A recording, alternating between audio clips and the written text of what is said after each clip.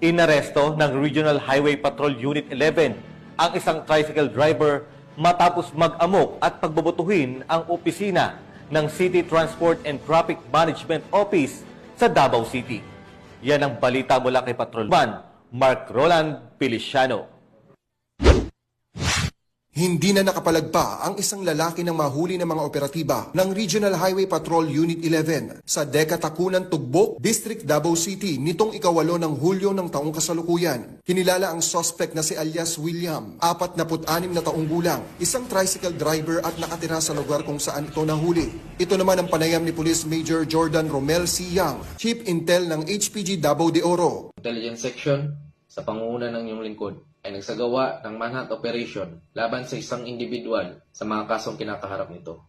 Nung siya ay nag-amok at pinagbabato ang opisina ng City Transport and Traffic Management Office o CTTMO sa kadahilanan na inimpound ng kanyang ginagamit ng motorsiklo. Ang ilalaman ng mga kasong ito ay malicious mischief, alarms and scandal, illegal possession of bladed, pointed, and blunt weapon, illegal possession of deadly weapon, docketed under criminal case number 23-05125, 23-05126-CR, and 23-05127-CR na niligdaan ni Honorable Shane Ann Ramos Basco, Presiding Judge, MTCC 11th Judicial Region, Branch 2 ng Davao City noong June 20, 2025 na may kaukulang piyansa na 3,000 para sa malicious mischief, 3,000 para sa alarms and scandal, at 6,000 para sa illegal possession of bladed, pointed, or blunt weapon para sa kanyang temporaryong kalayaan.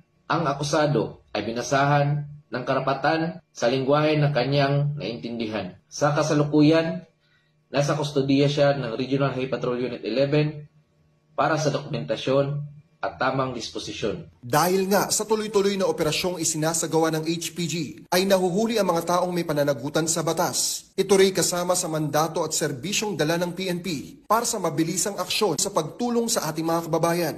Asahan niyo po na patuloy kaming magbibigay ng agarang serbisyo at re-responde upang hulihin ang sinuman na gumagawa ng krimen at upang mapanatili ang kapayapaan at kaligtasan ng ating mga kababayan. Kami ang Guardian of the Highways, ang kakampi nyo sa kalsada na patuloy na magbibigay ng serbisyong HPG dahil dito sa ating bagong Pilipinas. Ang gusto ng pulis, ligtas ka. At sa iba pang balitang serbisyong HPG, tumutok lamang sa aming YouTube channel at Facebook page na Police News Network.